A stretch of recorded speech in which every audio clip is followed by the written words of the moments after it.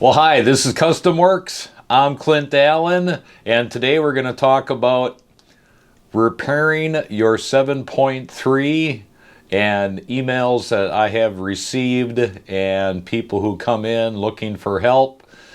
Some things that we need you to take a look at first before you start shooting out emails.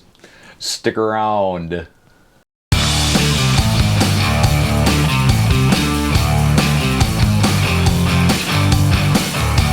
What the f you doing? It's supposed to be a... Well, thanks for sticking around through that. Well, over time, as we put out more and more videos, we do get emails from time to time. We also, with the experience that I have and with what I do, we have people who come in and they're searching for answers after they've been through mechanic after mechanic after mechanic after mechanic. But it's critical that before you start asking questions like, well, I've got one for you. I've had this problem for 3 years and we've just been searching and searching and searching of why we're blowing white smoke. Well, a guy's got to be able to plug into the truck. You got to be able to run a scan on the truck in order to figure out what's going on realistically. It's really hard to answer when you get that type of email. Don't know what type of truck you got, what year, none of this information. And if this has been going on for umpteen years, you haven't been actually working on your truck. So let's start with some basics first. Does it have fuel? Yeah. I have had trucks towed in from Ford dealerships that were empty. The fuel gauge was messed up. Truck was empty on fuel. So let's start with that first. The fuel system, nowhere through the fuel system does it have any type of sensors. So you need to first figure out, do you have fuel in it? Number two, are your filters clogged up?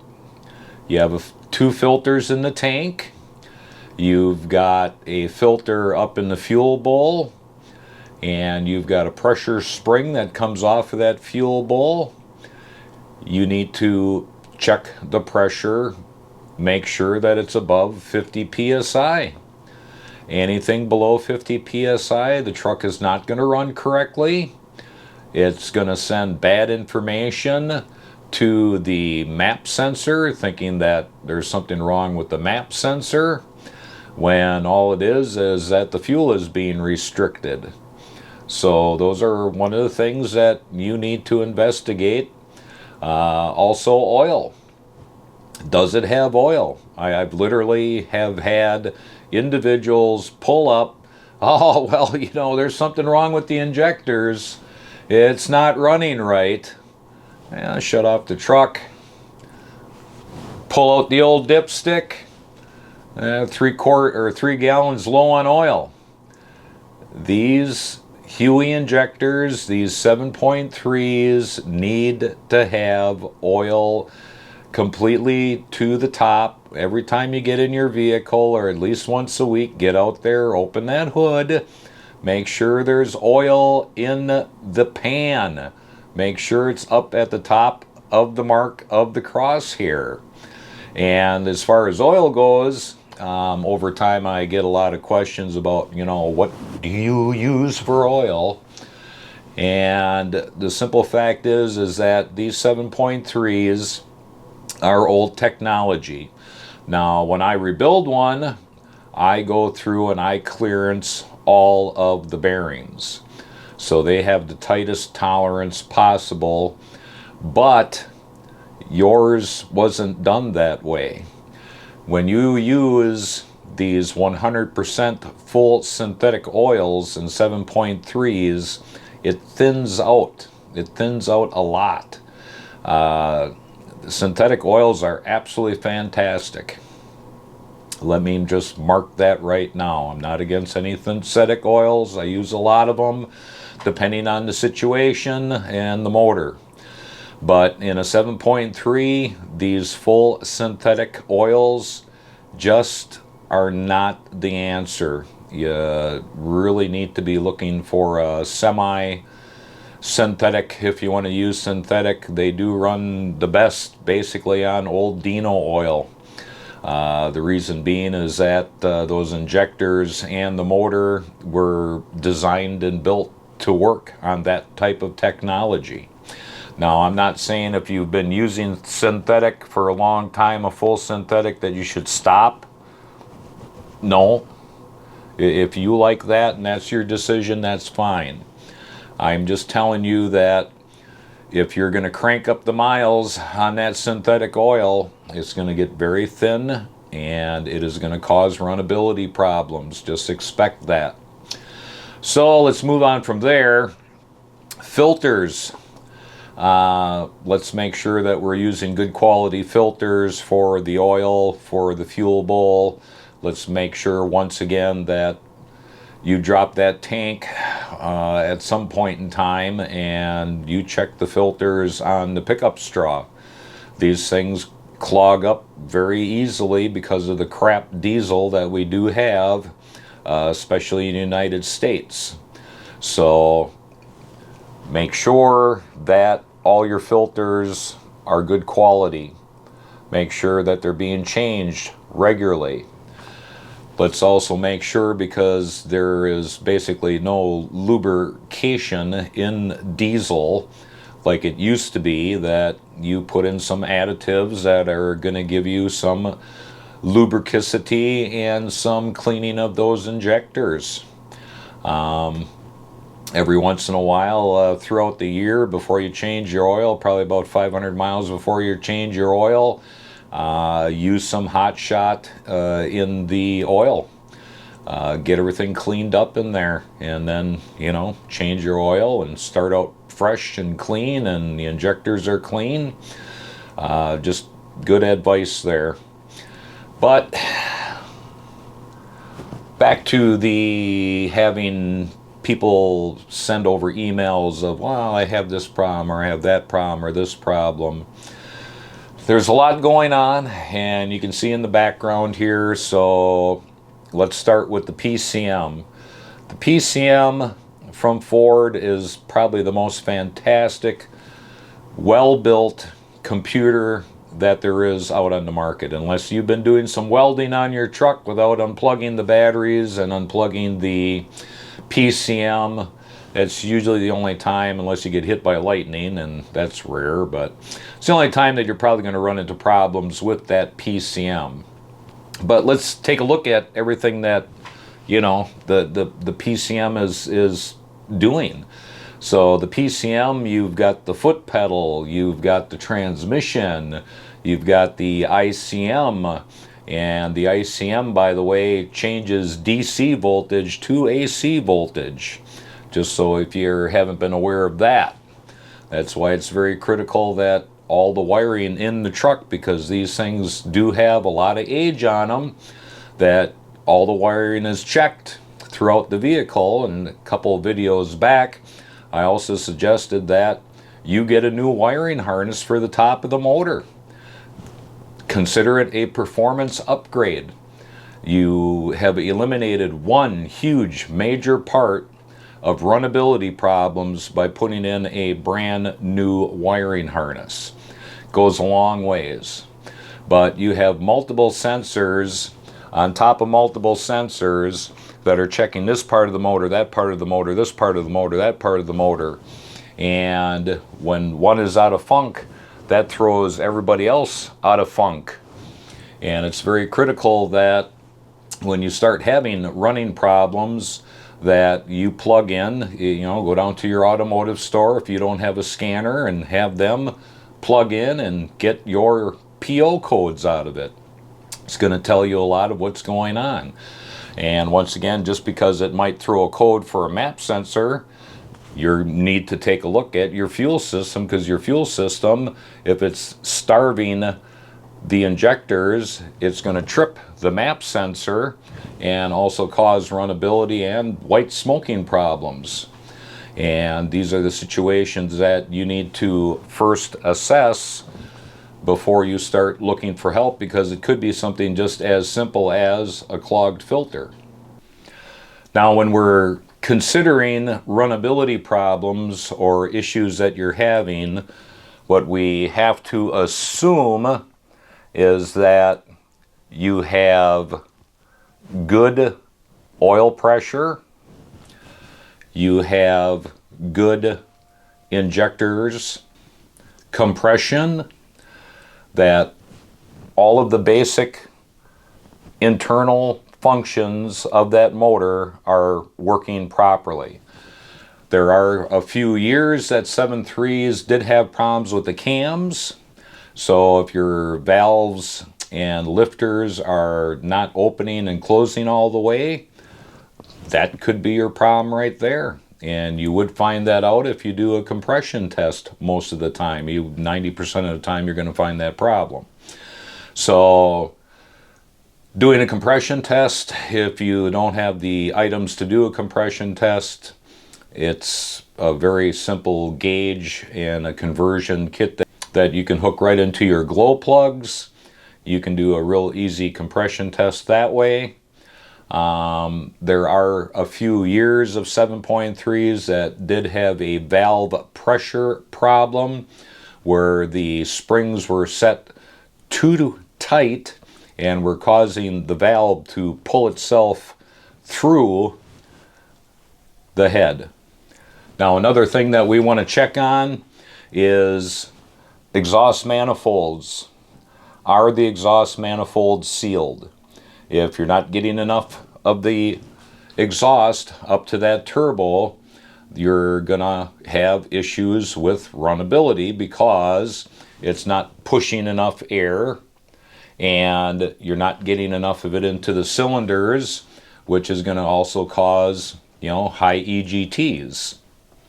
We want to check the connections on the up pipes. We want to check the connections going to the turbo. We want to check the old hoses, the old connectors on the turbo.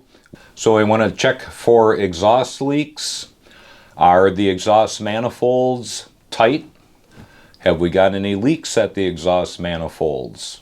Do we have any leaks on the up pipes? Do we have any leaks at the turbo? Do we have any leaks where the turbo pipes connect to the intercooler? Any of those rubber hoses that all connect all of those pipes together? Are they of good condition? Are they leaking? Are the connectors tight? Is the connector tight at the exhaust? If you've done yourself a EBP delete and you left that wire hanging for the EBP sensor, have you gone through and put in a voltage regulator there? Have we gone through and put a sensor cap on there? All of those are fed 5-volt references and also have a certain ohm resistance that they need to be telling the computer all the time. If you just left the wire hanging there, you're always going to be having this ghost code, and at a certain point in time that computer is only going to be able to take in so much information, and it is going to then cause runnability issues because you left a sensor wire hanging. Now, there's several different ways of doing this. In the future, we will show you how to do this, but there are several plug-in devices that you can get from diesel sites that plug right into this unit and causes the computer to think that everything is copacetic. Once again, if you left that wire hanging or any other sensor wire hanging, you're looking to have problems, and that vehicle just is not going to run correctly. So you've got all your sensors, and in a lot of cases, some of these sensors will not pull a code. But in most of the time, you will get some type of codes that you can at least start working on, and you don't have to be sending out random emails or sitting on the computer trying to figure out a problem. If you're trying to figure out a problem with limited information, that's exactly what you're going to get back, is limited information, if no information, and you're going to be still sitting in the same spot. And at some point in time, you're going to get frustrated and take it to a dealer who's going to do pretty much the same thing that you would do, which is just throw parts at it, because these guys have never seen or worked on anything of that age. And most of the time, they have no clue whatsoever on how to do a repair on that old of a vehicle, because they were never trained for it. Everything is all brand new, computerized. Everything's got a computer that they work on, meaning that, you know, even signals have computer chips now, just not a simple on and off anymore. So you need to do your due diligence. Now, a couple things that I have seen that have caused just everybody to throw their hands up and they never want to see that truck again is a buildup in the tank of what I'm going to call moss. Basically, the current diesel fuel that we have causes growth in the tank, which then clogs up the filter, which at some point in time starts working itself past the filter into the injectors. And a normal fuel cleaner does not take care of that. You actually have to get a fuel cleaner that takes away that algae in the tank. So keep that in mind if you're having some type of runnability issues. Also, a warning to the K&N filter folks. K&N builds several different filters, meaning oil filters and air filters and on and on and on. But if you're running a K&N air filter, I would suggest the first thing you do this coming week is go out there, get a good quality air filter, and take the K&N and throw it in the garbage, because you are dusting your turbo impeller wheel, your inside of the cylinder of the motor. You're dusting it. And if you think that I'm crazy, you can go and see several tests on YouTube of people who have tested K&N air filters, and you would be amazed on how much crap gets past that air filter. Now, here's another one that I've seen, just in case anybody is currently or in the future, if you run into this problem. No start 7.3. And you've got oil, you've got fuel, you've got a working high pressure oil pump, you don't have injectors that are leaking. Well, the PCM and the fuel bowl heater are hooked up on the same fuse line. And if the fuel bowl heater goes out, that will sense the running of the truck. This is a big issue basically pre-2000, but is a common issue. And people pull their hair out trying to figure out why they can't get that truck to start. They'll even send the PCM in for rebuilding to find out that there's nothing wrong with it. In some cases, some of these places will rebuild it when you didn't need it in order to, you know, put a little cash in the pocket, when they actually probably didn't do a whole heck of a lot to it besides clean it up. But anyways, get down to brass tacks here. You run into an issue, what do we need to do? Number one, let's just plug in a code scanner. Let's see if it's got any codes in it. If it's got codes in it, follow those codes up to whatever sensor or issue that it's stating. Get it replaced, get it back up and running.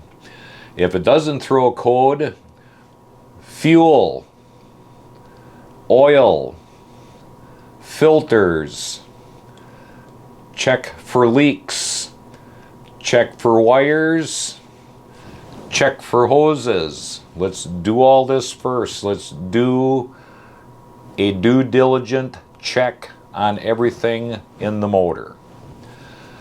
Usually if you're going to have an issue beyond that, it will show up in the computer and it will kick a code, and just simply follow that up and you should have your problem handled. But if all of those fail, you're going to probably need to go a little bit deeper. You're going to need to go rent a compression tester to do a compression test. You're going to need to do a buzz on the injectors to see if they're buzzing out properly. And these are just the basics of where to start when you start having issues. Basically, don't throw your hands up and start, hitting the forums, which not much gets handled on there anyways. But you got to play mechanic. You got to get in there and hit down on those items first. Once again, wiring, it usually is a very large issue in runnability in the 7.3s because of the age. And I really suggest that you upgrade your wiring harnesses. So I hope most of this information is going to kind of get you headed in the right direction. I know it was, kind of shallow, but you got to do your basic checks first and come to a conclusion that all these items that we just previously discussed are in good operating order. And most of the stuff, even though this has just been a basic talk, is probably going to lead you to the issue itself. Now, you can also go through the videos that I have put out. We're putting together and forever expanding our videos on sensors and runnability, and we're going to have full catalog in the future of every possible conceivable issue with hands-on showing you how to get it handled. So I hope you've learned something today, and you take it easy and you have a good day.